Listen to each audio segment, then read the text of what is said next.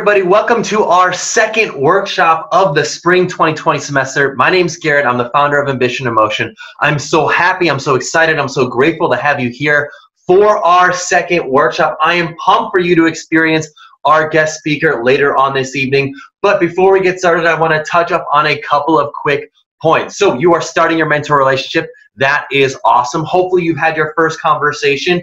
I'd love to learn about it. Post maybe some of the key talking points that you've had for your first meeting in the comment section. Would love to learn about how that first meeting is gone. But yeah, this workshop's all about how to network in a genuine way and really make the most out of it. This workshop should be about an hour long.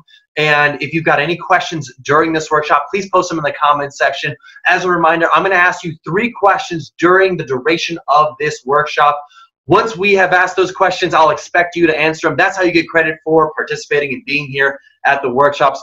I'm really excited for you to experience our guest speaker tonight. I'm really excited to dive into this. Now, this is what's really key. I mean, genuine networking is such a pivotal component to building rapport, to getting job offers, to getting promotions. Really, if you can hone this skill, if you can hone this ability, you will be set professionally, because ultimately, at the end of the day, your hard skills, that being your ability to crunch numbers, to do some form of engineering, to do some form of science, like all those things are pretty good. They're very easy to measure. So it's very clear whether or not you are better or worse than somebody on a hard skill. But your soft skills are much more difficult to measure. But those soft skills are really what's going to set you apart. I mean, as they say, it's not about what you know, it's about who you know. And this is the workshop about how you can know more people and have a stronger bond with them, because then it goes to your reputation. Because if you have a reputation for treating people like garbage, you're not going to have a great reputation. People are going to want to help connect you with other people. If you come in with low energy, if you come in with a bad state, if you come in talking trash about other people, you're not going to put yourself in a good position. And so I want to be very clear. When it comes to networking, when it comes to building a relationship, it is not all about the transaction. If you're coming into a networking situation, you're thinking to yourself, what is in it for me? You are not going to have a positive outcome. I promise you on that. I really want to be clear. It's not all about landing the job or the internship. Sometimes it's about building the relationship and then playing the long game, because ultimately that may turn into an opportunity because they've built a rapport with you. But if you burn them, or if you make them feel like you are using them to get to a location that you would like to be, they can smell that on you. They can smell it from a mile away. And that is not great. As they say, desperation reeks. You do not want to be desperate. You don't want to be perceived as someone that's a user or a taker. You want to be a giver. You want to be someone who gives energy to relationships. The first place to start is being genuine with how you talk to people and how you build rapport with people. Now, this is something we talked about last time, but it is so important, and that is the 3 keys to success in this program. That is honing your strategy, your story, and your state. As we've said before, your state is most important. So physically, how are you? Physically, what is going on with your world? Physically, I don't care what is happening. If you recently broke up with your significant other, if your dog just died, if you got some bad news, I don't care what's going on. If you get up, if you shake it out, if you let it loose, you will get yourself into a positive state. So I want to challenge you to do that right now. I want you to get up, and I want you to shake it loose. I want you to scream at the top of your lungs. Just go, yeah, just let it out, let it loose, let it go. Because what you're doing is you're releasing blood to your brain. You're releasing endorphins. You're getting yourself into a state conducive for retaining information. If you're just sitting there on a couch or in a chair in a slumped over position, your likelihood of retaining any of the information we talk about tonight is severely diminished. But if you come in standing up, moving around, getting your blood flowing, you are much more likely to retain this information. Have you ever found it difficult in a classroom setting to remember what your professor says if you've been sitting for 3 hours? That's why 3-hour lectures really struggle to work. They're not very effective because people are not moving around. Your brain needs blood to retain information. So get up, get moving, get out, get loose. Now, the second key is your story. What is the story you tell yourself for why you will or will not be successful? I promise you right now, you will achieve up to the goals that you set for yourself in life and no higher. So you might as well shoot for the stars and land on the moon than shoot for the moon and end up in nowhere. Because if you are not focused about where you want to be, or really having a big, hairy, crazy, audacious goal for yourself, what are you doing? Like, are you just saying to yourself, like, you know, I'm cool with winding up short, with, you know, settling down and just settling for everything in my life? If that's the case, this program's not for you. I can tell you that right now. This program's not for you if you're trying to settle. But if you're someone that wants to go for it, if you want to go big, if you want to go out there for the opportunities that you want to see in your life, this program is absolutely for you. Let this program be a springboard. Let your mentor be a Sherpa that's guiding you up this mountain of life and success and help you get to where you want to be. This is someone who wants to guide you, that wants to help you. They wouldn't have signed up for this program if they weren't interested in seeing you succeed. So I want to be very clear with you. What is the story for why you will be successful? Understand that, hone it, be prepared. In fact, I would challenge you to write this down. Write it on a piece of paper. It's more likely to stick in your mind if you write it on a piece of paper of where you want to be. Stick it up on your wall. Stick it up on your desk. Stick it up on your dresser. Stick it up on your mirror. Something that's going to remind you of where you want to be in 1 month, 3 months, 1 year from now. That will help you set the target of where you want to go. Because if you don't set these goals, you're going to be on a path that's got really no clear outcome of where you want to go. So the last part is your strategy. What are you going to do to set yourself apart? Now, when it comes to strategies, I'm a big believer in routines. When I say routines, I mean literally getting into a daily habit that you can practice regularly so then you can be better at a skill. We think about habits sometimes in a negative light because we think about people just being addicted to bad actions, but I believe that habits can also be attributed in a positive light as well. What is a positive habit you can get into to help you build more genuine relationships? I believe one thing you can do is to be intentional about having an informational interview every single week with a new person, with a new professional in your field. You can leverage LinkedIn. You could go to a professor's office hours. You could talk to a friend of yours whose parent works in the field that you're interested in working towards, or a family friend that you know works in the field that you're interested in working towards. If you set up one informational interview every single week, and by an informational interview, I want to be very clear. This is a conversation. This isn't an interview. You're not trying to get a job from this person. You're just trying to get knowledge about what this work is like. Set up one of those a week. I can promise you they're going to start making introductions for you. They're going to start helping you get to where you want to be. By the way, if your goals change over time, that's okay. That's totally okay. You can share with them how your goals have changed. They're going to want to keep helping you over time. I'll give you a perfect example of this. As an entrepreneur, I set goals all the time. I have a board of mentors. I literally have about 50 to 100 mentors that I send once every 3 months an update of what's going on with the business. Here's the thing though, I've pivoted this business many, many times. Now, initially when I first got started, I was thinking to myself like, oh, well, they're my mentors. Like, if I tell them that I pivoted, will they think I'm a total failure? Will they not want to help me anymore? What I found is that is absolutely not the case. They're always there to support me. Mentors that have been with me for 5+ years still give me guidance, still help make introductions, still help me out and support me as my mission has grown, as my goals have grown. That is the nature of mentoring relationships. That is the nature of relationships in general. You should keep your network up to date with what is going on in your world because they will want to see you succeed. But the key is that you ask them for something specific. When I meet with my mentors or when I send them an email, I ask for something very, very specific. I don't say, hey, if you know anybody in XYZ space, if you could introduce me, would love that. Why? Because it's not at the top of their mind. What I'll do is I'll physically go onto their LinkedIn profile, look at who they're connected with and say, hey, I noticed that you're connected with Jane Doe, John Doe, Shelby Doe, and Jenny Doe. I know that you may not be connected with all 4 of those people, but if you are connected with one of them, would you mind introducing me? Here's an email template that you could copy and paste to introduce me. Now I've made it extremely specific and easy for them to take an action step to help me out. And that is how you can continue to grow your relationships, your network, and build rapport with people. And just keep them in the loop of what's going on in your world. So I just want to be very clear. It's about building genuine relationships. And it's about when you're building those genuine relationships and then you're asking them for introductions or connecting with more people through those relationships, being very specific and making it as easy as possible for them to help you out. I really want to stress this. It's so important. Genuine networking. If you can take anything from this whole program, if it's genuine networking, and by genuine networking, I mean really listening, taking an active and keen interest in who you are speaking with, you are going to be set. You're going to be in a great position. Because at the end of the day, it's not your elevator pitch. It's not going to be anything about you that makes someone interested in you. It's going to be about your ability to listen to them. In fact, I can tell you multiple times where I didn't say a word in a conversation. I just nodded my head yes and asked questions about things that somebody else has said. And at the end of the conversation, whether that be 30 minutes or 60 minutes long, they said, man, Garrett, you are such a great conversationalist. Or, gosh, I feel like I just had such a great conversation with you. And the funniest thing about it is I didn't actually say a word. The point is this: people love to talk about themselves Why? Because people are really interested in things that they're interested in. People wouldn't choose to spend the time that they have on this earth in the way that they did unless they thought it was the most optimum way of spending their time.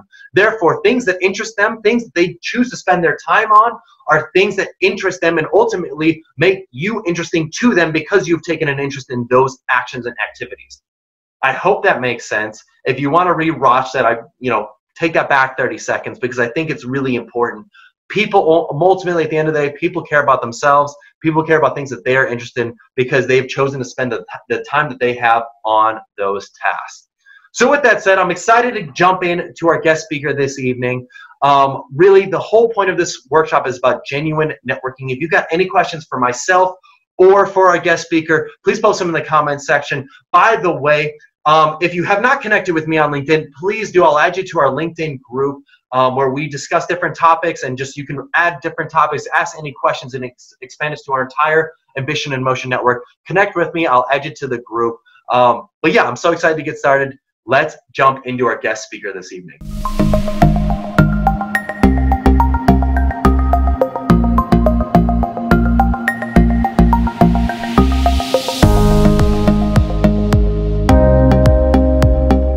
So I'm so excited to transition into this next part of our workshop. Our topic tonight is how to network in a genuine way. I've got an awesome guest speaker for us tonight. His name is Frank Mengert. Frank is a master network and relationship builder. He's the founder of EBM, the premier provider of intelligent employee benefits technology. He's extremely active on LinkedIn, so if you see his content, you probably have seen his content, but if not, you should connect with him, learn more about his content, because he's got amazing, inspirational, motivational, just really relevant content, not only about networking in a genuine way, but just boosting yourself up as a professional, especially for you as a young professional.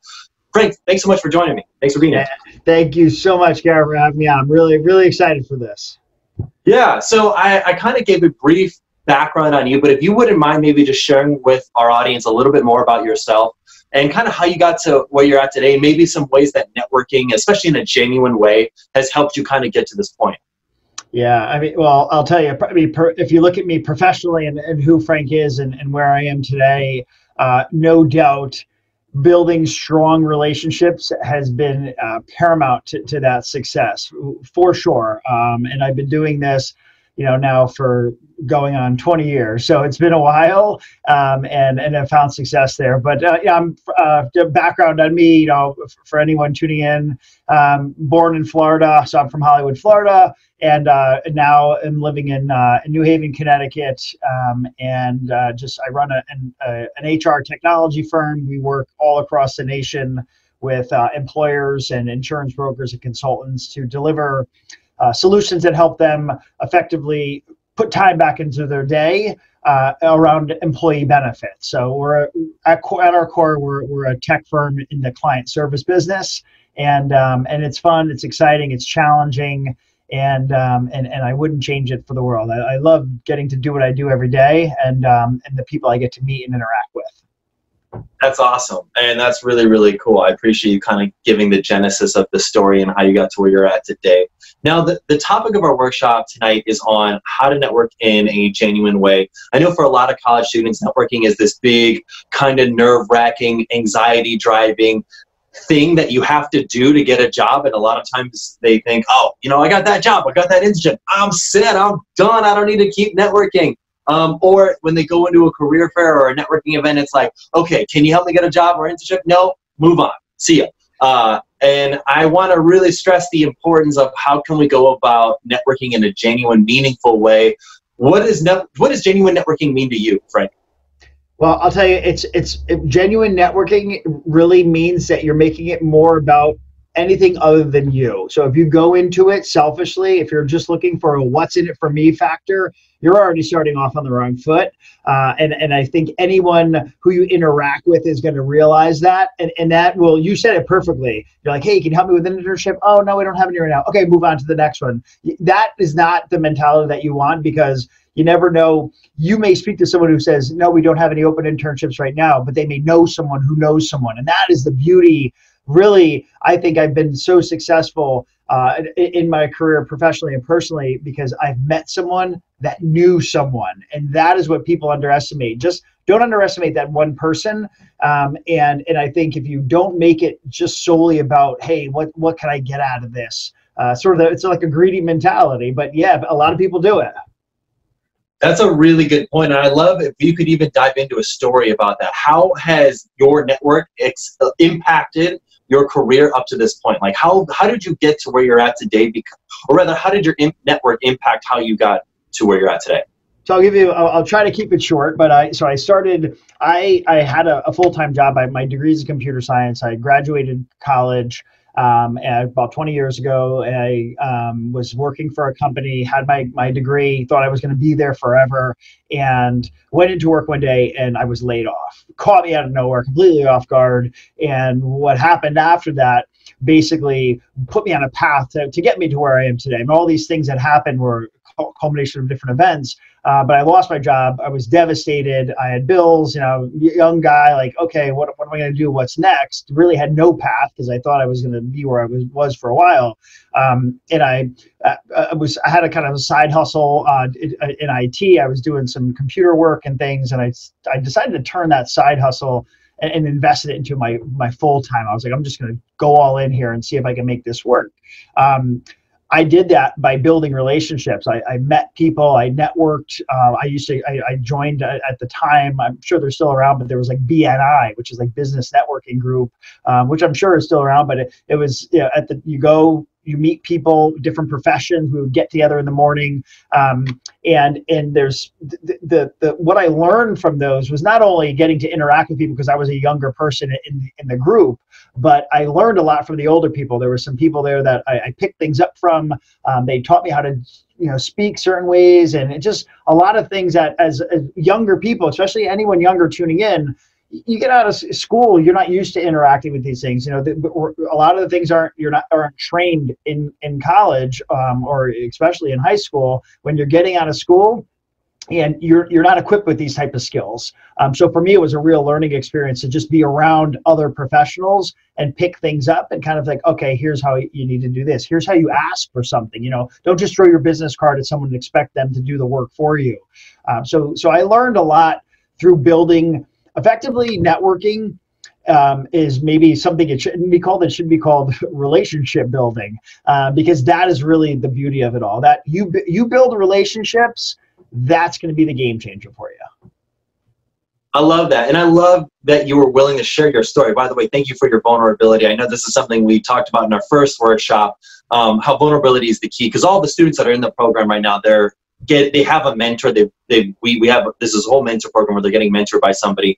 And one of the first things that we teach is that vulnerability builds trust. Like you have to be vulnerable first to build that trust. And I think that plays a huge part into building genuine relationships. And so the fact that you were so open about, hey, I got fired, I had no idea what was going to happen. That's really cool, because I think so often, especially as students, we want to brag about like all the wins we've got going on in our world. Like I got that internship, got that job. And I think that there's a healthy amount of bragging, because I do believe that you are the average of the 5 people you spend the most time with. So when you're around other people who are just like helping you lift your game to a higher level, that's a good thing. But I think that there's also a humility in admitting your failures and being able to be like, hey, I fucked up on this part and I messed up. And I know I shared with all the students in our first workshop my story of being a drug dealer and getting 5 felony distribution charges and being expelled from Indiana University, and like kind of like how this has led to this whole movement. But that I think hopefully has helped. I think sharing more stories like the one that you shared about, getting fired helps students realize it's okay to accept my mistakes. But yeah, so I guess this is a question I had later on in this interview, but I want to ask now, where does the role of vulnerability play in building genuine relationships? I think you said something perfectly.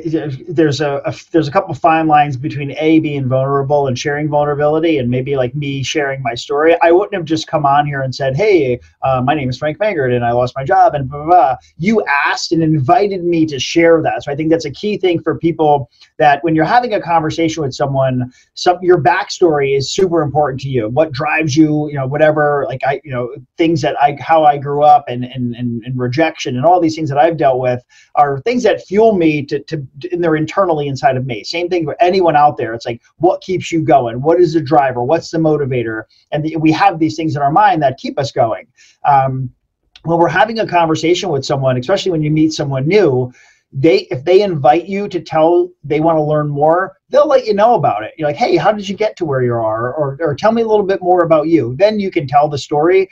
I think some people will pour out stuff that maybe I'm not interested in hearing. And if I didn't ask for it, not everyone wants to know your whole backstory right off the bat. So there's a fine line between vulnerability there, because there's stages where that will come into play, especially maybe in a job interview, for example. We hire people all the time.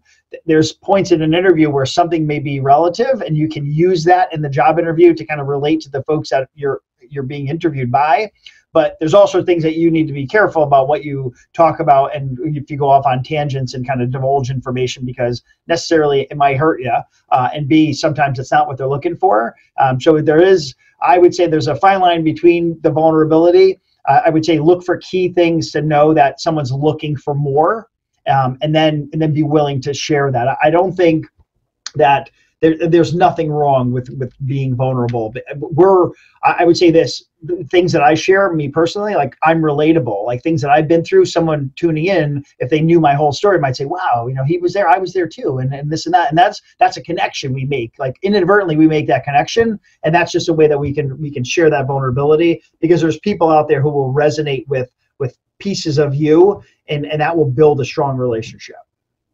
Absolutely. I think that's a really good point. So I want to take a quick second to ask the audience a question, because I think you made a really good point about when it comes to vulnerability, it's a big part of it is about what drives you. So I want to ask the students in the audience right now watching this, what drives you? Post in the comments section. I'd love to learn about that. What fuels you to want to get to where you want to be?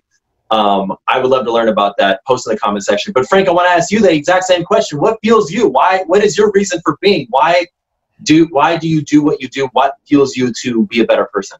Well, I'll tell you, I live by my own kind of personal philosophy, and that is every day I wake up inspired to be a better version of myself. And it doesn't matter. I'm not trying to conquer things in leaps and bounds. I try to do things in small increments. So it's like I know who I am today, and I know where I want to be, and there's a path that I want to be, not only by the end of the day and the end of the week and the end of the month, end of the year. It's a long-term. Life is a journey. And I think if I want to be somewhere in 18 months, what am I doing to get to that spot over the next 18 months? I think people aspire to do stuff like, hey, I want a Lambo, or I want a big house on the water. Okay, well, what are you doing today that's going to put you on a path to get you to those things? If it's material and that's what you want, or hey, I want to go on vacation next year. Well, what are you doing to make sure that you can put enough money to be there? So for me, it's small things that I do every day that I know are going to impact me for the rest of my life. I know for a fact that where I started does not dictate where I'm going to end up. And I think anyone here today, no matter what happened in your past, just like you just shared with you, what happened in your past, although you learned from it, and there's mistakes that you made and whatever, you can take an eraser and change them, but that would change who you are today. So my past and things that I did in my past, I wouldn't change at all, because that might affect this guy who's sitting here right now talking to you. So learn from things. And what fuels me and keeps me going is the fact that I know I'm a constant evolution of myself. I know that I can be better. I know that I can be greater. And that's what I strive for. I love that. I think I agree with that. I think that makes a lot of sense. And so I think we have a lot of assumptions about who we think successful people are, or what we think success is. So I just would love to ask you, Frank, what would you define a successful person as? So I'll tell you this, success for people is different. It's a perception of what you think it is, and very subjective. Of someone's success is, hey, I want the time to do whatever it is that fulfills me. And some people's success are like things like models and bottles and boats and jets and all these crazy things that you see on social media. So I would say this, to me, success is stripping away everything that's material in my life. So, fancy car, nice house, and watches, whatever it is that I have that I like, I like the stuff that I have, but it's stuff. So strip that away and see who is left. see the people that surround you with. You talk about the 5 people that we surround ourselves with. So look around, strip material things away, strip all the stuff that kind of really doesn't matter at the end of the day. And that is, for me, what success is. It's not things. Things can come and go. I think people and feelings, and when I look in the mirror, am I happy about the reflection, the person that's looking back? That for me is a success driver. Oh, I like that. I like that. I'd say mine is slightly different. It's someone who I would define as a successful person is someone who can manage to find happiness no matter the circumstance. So very similar. So if you've got material things, that's awesome. But can you still find happiness with those material things? Mm-hmm. Or even without those material things, can you still find someone who can continually and regularly find happiness with whatever situation they are left with? Those are the people who I define as successful, because I mean, you've only got a finite amount of time. Like, you can get as much money in the world, you can't buy yourself more time. And if you're spending your time, in my opinion, enjoyably and happy, you're spending your time right. Yeah. Yes. You make a great point. People say, like, hey, you only die once. I mean, we only die once. But we get to live every day. So that saying of we only live once. Hey, well, let's try that. No, we live every day. You die once. So get living, get started, and you can't. Whatever you accumulate, you can leave it to people, but you can't take it with you. So you might as well enjoy it. I love that. So were you always a good relationship builder, or was that something you had to work on building? How did that evolution kind of come about? What were some key learning lessons that kind of came throughout your life that helped you kind of get to where you're at today? Yeah, I think definitely was not something I always had. Over time, I've learned, and I continue to learn. I think a big quality of someone is the ability to actually listen. And I still struggle with that today. I'm someone who, if someone's talking to me or we're in a conversation, I'm ready to jump right in and kind of, hey, like this. And instead of letting someone finish their sentence or say what they, their thoughts, we all have stuff that we want to share. So I think the ability to listen is something that it took me a while, because I'm excited. I love to be involved in conversations and learn from people. I'm a big consumer of data and people, and love to learn. So for me, it's, what's next when I'm having a conversation with someone. But so listening is a skill that took me some time to really acquire. But the networking piece overall, I'm someone who will walk into a room and talk to a stranger. I'm not an introverted in any way. I do love people in general. I love to meet people. I love to learn about them. And I'm genuinely interested in people. So for me, networking isn't something that's difficult. Sometimes talking about myself and sharing stuff with people, depending on the environment that I'm in, it can be difficult for everyone. So I think over time, you get to learn what you want to share with someone, how you want to share things, how you introduce yourself. And those types of things in certain environments, I think are very important, because it's a two-way. When you talk to someone, especially in a networking event, whether it's for 5 minutes or it's for 10 or 15 minutes, and you get to really get to know someone a little bit more, when you walk away from that person, you really want them to be like, okay, that was great. That was kind of a refreshing conversation, and remembering someone's name is also crucial to that. I think maybe we'll get into something around there, but networking, remembering someone's name is extremely important. You meet people, so many, and then you're like, oh, that guy that I met, and I forgot, or she was talking to me and I don't remember her name. But when that person walks away from you, if it's a good, impactful conversation, I think it's easy for them to remember who you are and kind of know, like, wow, that was great. That was a conversation worth having. Yeah, that's I like that. So what are some ways that what are some tips for students to better and improve their listening abilities? Well, to not be so ready to jump in. So, or when you ask a question, a problem with a lot of people in general is that when you have a conversation with someone, your mind, whether it's intentional or not, starts to drift off a little bit. Like, you're having a conversation with someone, they're talking, and you start thinking about, oh, did I shut the stove off? Did I lock the front door? Whatever it is, these things start going through your mind, and you're not really truly intently focused on the person. So I think you need to be embraced in the conversation. So if you're talking to someone and you're like, oh, you know what, I shouldn't have started talking to someone, it's okay. You know, you can get sidetracked, get out of the conversation and go somewhere else. If you're talking to someone and it's and it's of course going to bring value to you, especially somewhere like at a networking event, you want to be able to give them your attention. So I think they're talking, make sure you're totally listening to what they're saying and you're devoid of everything else. Don't be, looking around the room or kind of getting lost in your own thoughts. I think is a very important thing, because I've seen it before. Sometimes, I'll talk to someone and I feel like, are you listening to me? Like, cause I want to ask them, like, are you with me still? Because I feel like it's the attention span. We don't have very long attention span. So give the person your focus. When they're saying something, absorb it. So if you have to ask a question, you can say, well, what do you mean by that? Or can you kind of dig a little bit more into that and help me explain? If someone says something, you have no idea what it is, it's okay for you to say, I've never heard that before. Can you give me a little bit more context behind that? Because that shows them that you're interested more, you want to learn more, and that you're not just saying yes to something when you have no idea what the person's talking about. So I think it's just having an active conversation, using the listening skills, but also being engaged, and know that it's okay to ask questions about things that someone might be talking about that you just need to get educated on. It's how you learn.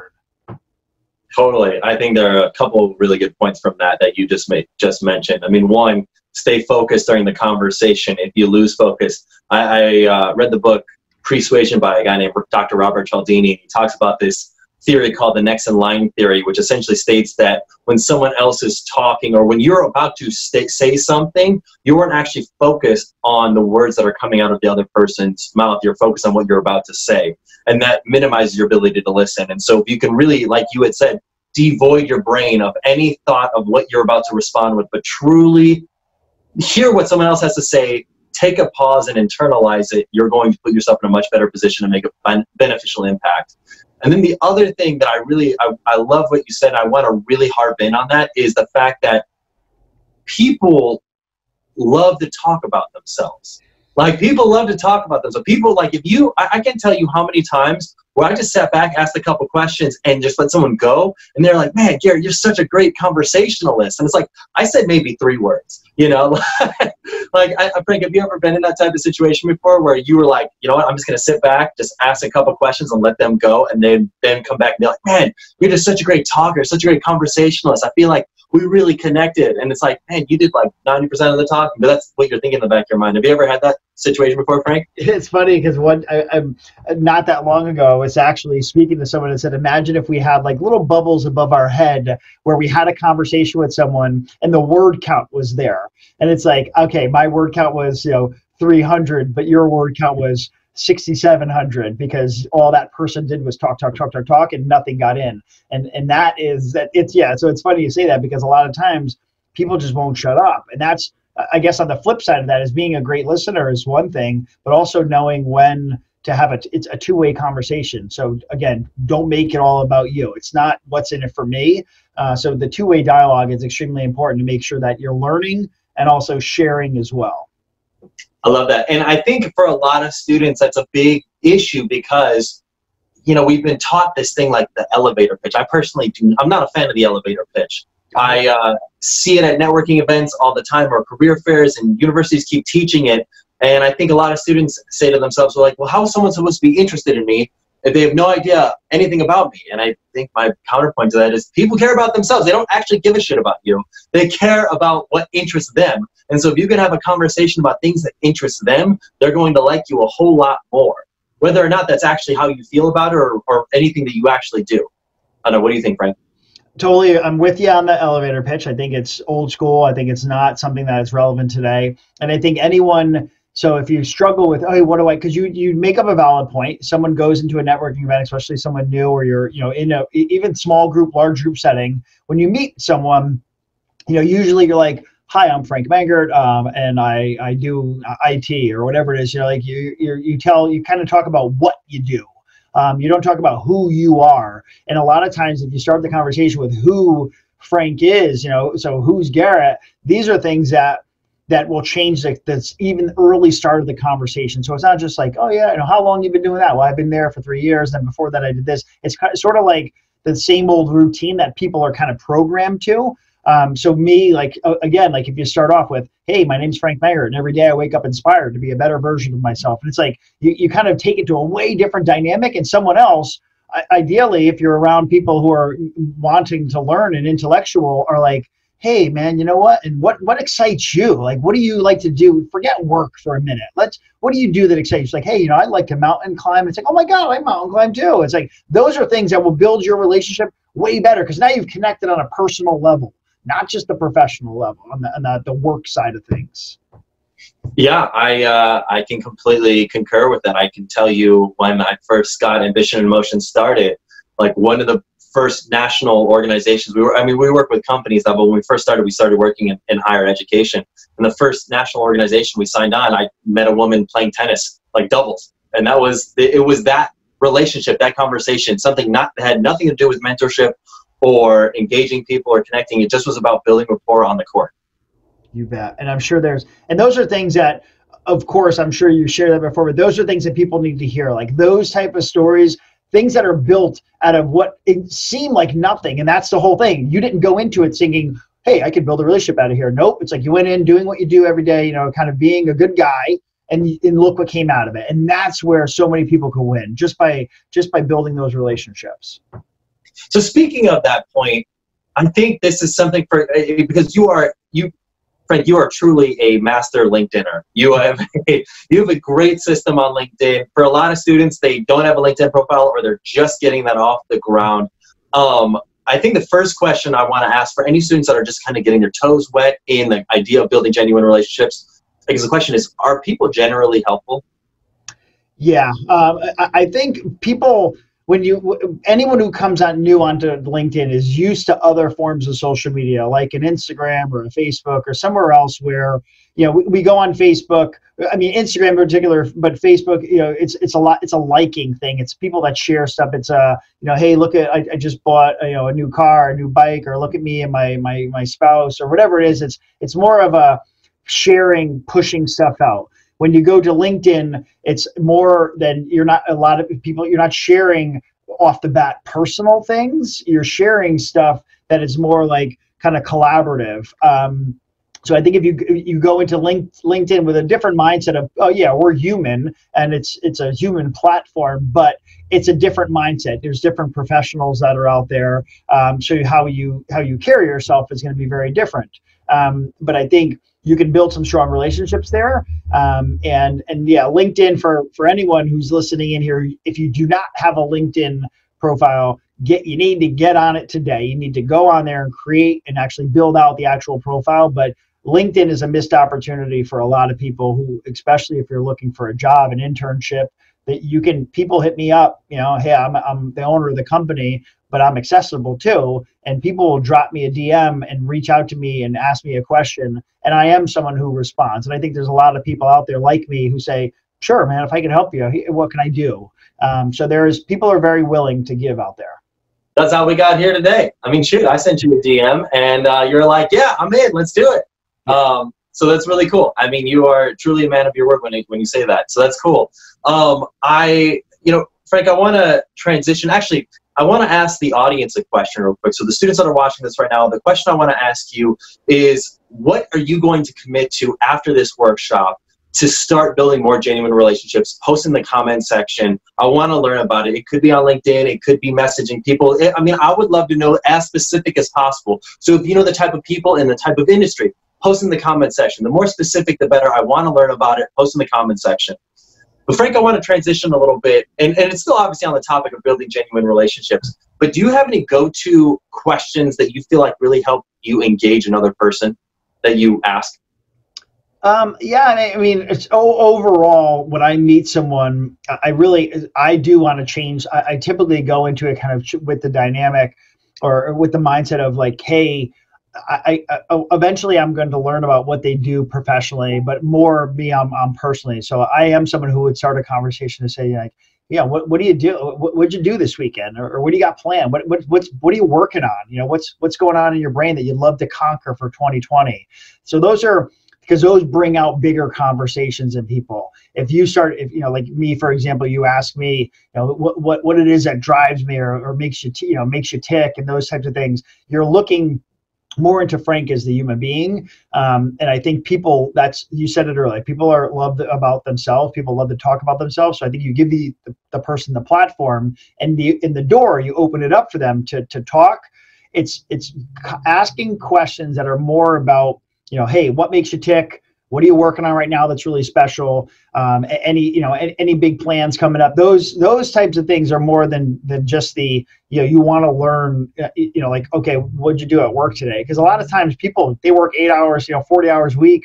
The last thing they want to talk about is work. And so and they expect, sometimes when you go to a networking event, they expect people to talk about work. And when you go in and you talk about something different, they're going to remember you. And you're going to have a way better, much more impactful conversation.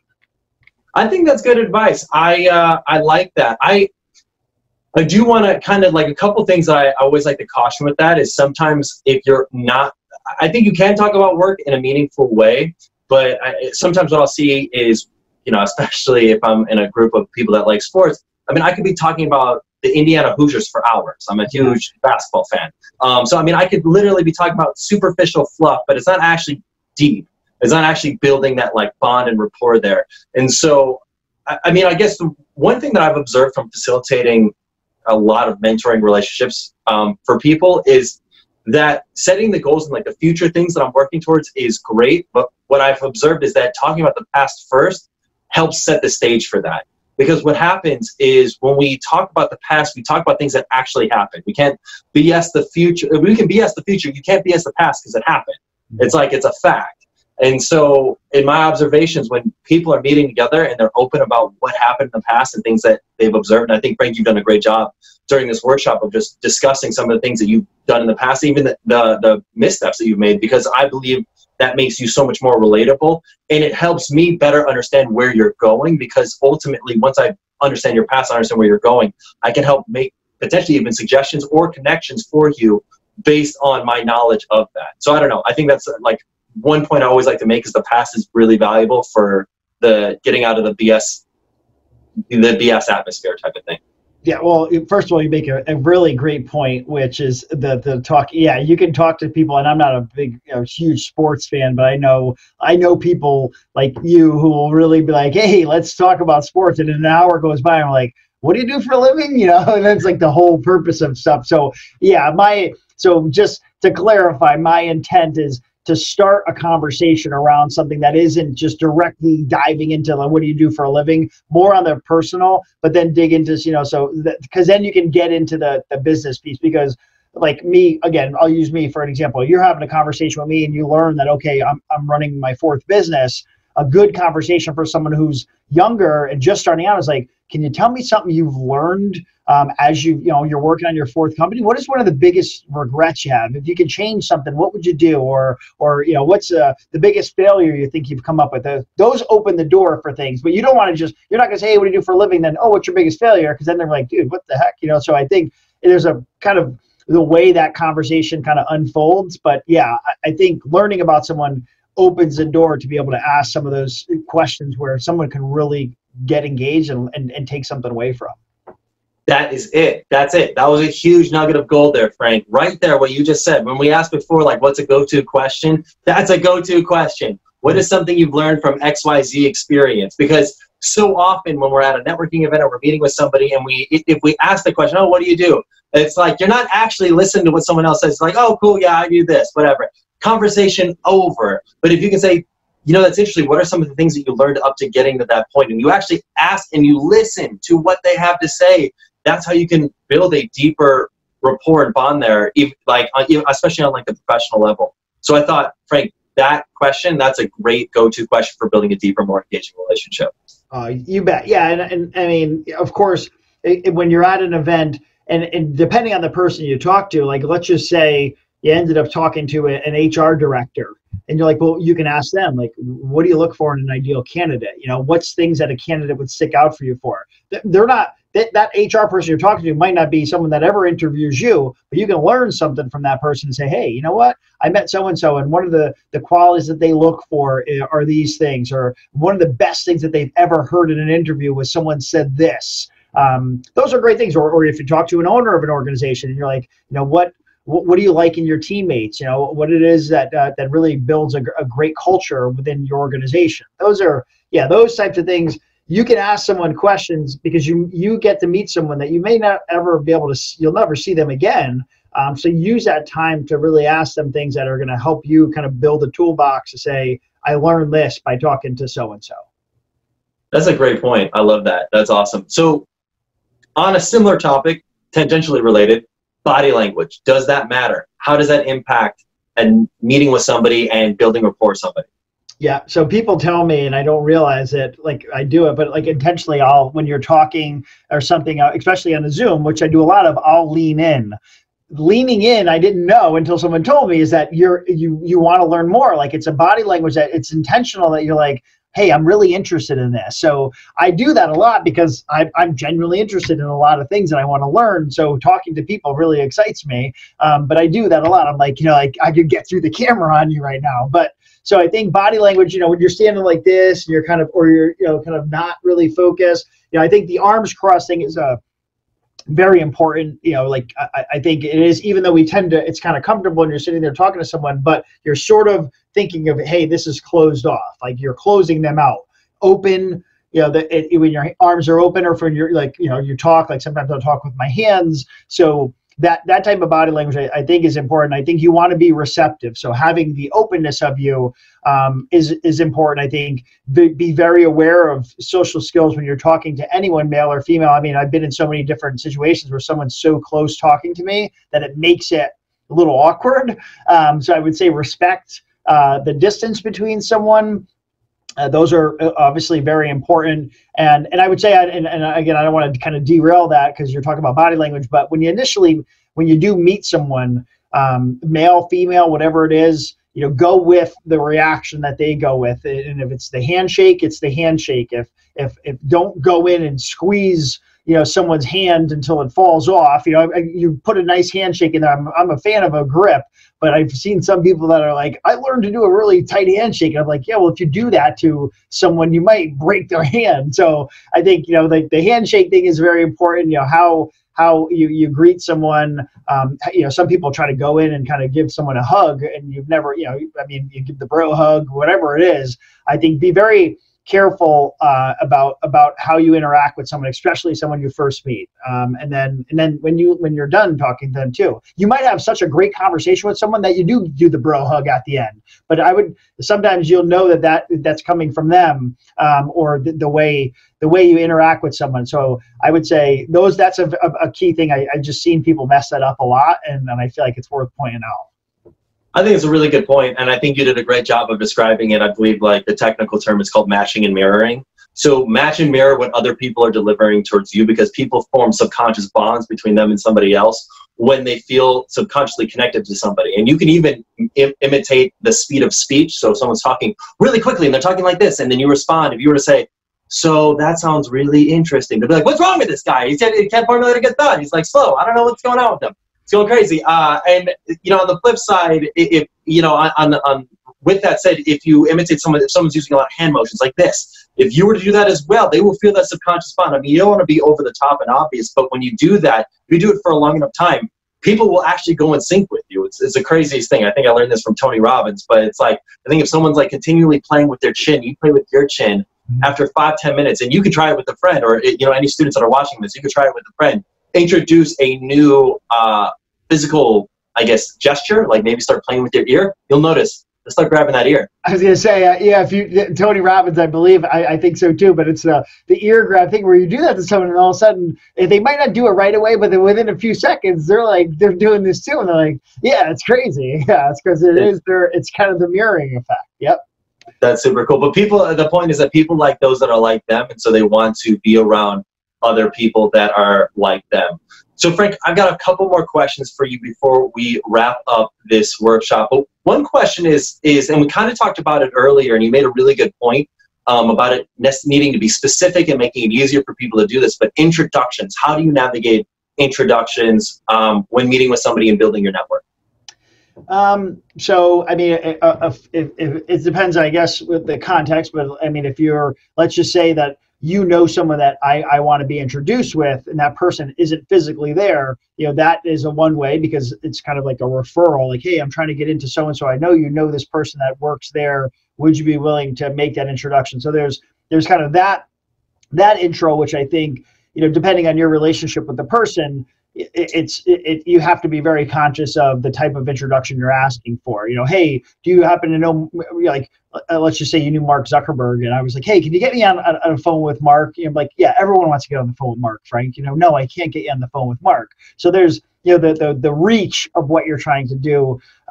So there's, you know, that type of like referral based introduction of like, hey, I know you know someone, because I get that a lot, especially LinkedIn. People will reach out to me and say, hey, I know you, I've seen so-and-so comment on your post, or I've seen you interact with this person. You know, we're trying to get in there to do whatever. Would you mind making an intro? And so one is that I look at it for me personally. So let's use a real life example.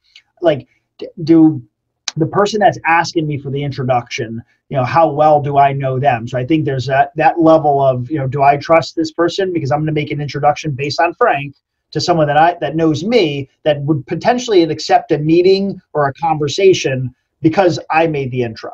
So I don't want to set, you know, this person up because based on something that I don't know. So you need to understand the person you're asking for the intro is going to be like, do you trust that person? Do you know what they're asking for? Because a lot of times if you called me up and said, hey, Frank, like after this, you're like, hey, Frank, I got someone I'd love for you to talk to. I'm going to do it based off Garrett. I'm going to say, yeah, great. Garrett's a great dude. I trust him. And then you put me on the phone with somebody who tries to sell me something for 15 minutes. Next time you reach out to me and say, hey, Frank, I got somebody for you. I'm going to say, Garrett, thanks, but no thanks, man. So those intros are different. You know, like obviously you have to be very careful about asking someone. I mean, in introductions, of course, when you're meeting someone and getting to know someone initially, I think building the relationship, excuse me, is super important. I think the ask, you know, you can't just ask something right off the bat either. I think you have to be very careful about getting a little bit of relationship in there, and then getting that person comfortable with you before you actually ask for something. So those are, I hope that answered, you know, kind of the question, but I think you need to build some sort of relationship with someone, and then I think get them comfortable. The best thing I could say to someone is that anything you do, don't be afraid to ask for something. The worst you can get is a no. I think it's people are like, oh, you know, I saw so-and-so and I should have asked them this, but I never did. Guess what? The answer, it's no, because you never got the yes or no. It could have been a yes, but you never took it to that. That people can ask me for my time. You could have reached out to me and said, hey, Frank, you know, I'm trying to do this thing. And I could have said, hey, man, thanks, but no thanks, I'm busy. And that's fine. But if you didn't ever reach out to me, then it's always a no. So I think that's another thing for people to take away from that is, don't be afraid to ask either. Don't be afraid to ask for the introduction or the meeting or whatever it is, because you'll hear yes often, but you'll hear no too, and that's okay. So you gotta ask though. Yeah, I love that. I was going to say, you're going to miss 100% of the shots you don't take. And I appreciate you saying that, especially for a college student that, you know, is still building that level of comfort. I mean, obviously you've got your perspective from a lot of people that are on LinkedIn, and a lot of times they are sales professionals trying to have conversations and have sales conversations. But I think for a lot of students, they neglect the opportunities that might be right in front of them, that being like their professors or their mentor in this program or close friends that they've got in school. And they think, oh, well, you know, we only had 15 classes together. Like, I don't know how well I know this person. We sat next to each other every day for 3 years. Like, I don't know, are we that close? I mean, the last class we had was a month ago. Like, could I ask them for this intro? It's like, give it a shot. Who cares? Like, if they say no, they say no. And I mean, you probably, I'd say for a lot of students, know a lot of people better than you realize that would be willing to introduce you and help you out, especially your mentor in this program. Yeah. So of course, the mentor piece is, if someone has agreed to be your mentor, they're already in a mindset of the helpful, the givingness. So those are, of course, if someone says they want to be a mentor, or they're showing that they are a mentor, they're going to be giving already. But I think humans, I'll give us the benefit of the doubt. I think most humans inherently, we do want to help other people out. We do want to see other people win. You said something earlier in the conversation about surrounding yourself. I'm a huge proponent. I say the saying all the time: surround yourself with people who want to build you up, not tear you down. And I think us as humans, I want to give us all, again, the benefit of the doubt that we do want to build each other up. I think that, we clap, let's clap it up and let's encourage people. We need more of it. So, and I think most of us do have that in us. Yeah, I love that. And for people that you do feel close enough to, I think LinkedIn can be an extremely powerful tool for asking introductions. Frank, you made a great point earlier about the specificity of that. I mean, I could say, hey, if you know anybody in XYZ industry, if you could introduce me, that'd be awesome. You'll be like, yeah, sure, whatever. In one ear, out the other. Because right now, at this exact moment in time, you can't think of anybody in that area. Happens all the time. But if you go on LinkedIn, if you're connected with them, a lot of times you can see who are they connected with. And now, not everybody, like I personally know maybe 25% of the people I'm actually connected with on LinkedIn. So I don't know everybody. But shoot, if you were to say, hey, I noticed you're connected with these 10 people. If you know one of them and don't mind introducing me, that would be awesome. I think that you can make it so much easier for someone to make the intro, especially if you then on top of that write the email intro template. So all they have to do is copy and paste.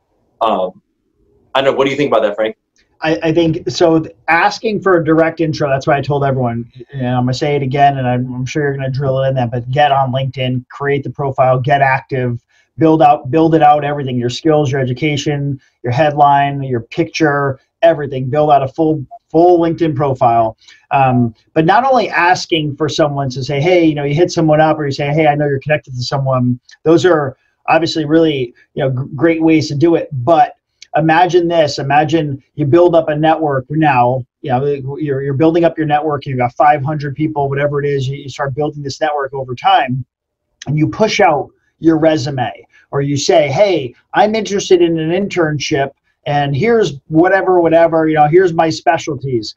And some people see that, and I've seen it so many times. It gets shared, people like it, people engage, and all of a sudden, that 3 or 4 or 500 people that you have as your connections turns into 10, 15, and 20,000 people that get to see a piece of content. And someone might see that and say, guess what? We've got something for you. We're looking for someone right with your skill set today. So don't underestimate the power of LinkedIn. I've seen it happen a lot. And I think the way you can also help yourself by putting out something out there into the atmosphere, and people will pick it up. I love that. So let's ask the audience one last question, and that is, who do you specifically want to connect with on LinkedIn? I want to know a specific name of a specific person, and it shouldn't be either Frank or me, because I mean you should already be connected with both of us if you haven't already sent it. But I want you to go on LinkedIn before the end of this workshop and find somebody through the connection of, let's say, your mentor, and see, I want to connect with this person. Post in the comment section. I want to know who that is, and then I want you to go out and actually ask for the intro, because I think the best first step to apply learning anything is just to do it and experience doing it, because that's the best way to start formulating habits. If you don't do it now, when are you going to do it? Get it done. I want to see it happen. So find someone specifically on LinkedIn that you're not already connected with, post their name in the comment section, and then go out and reach out and connect with them.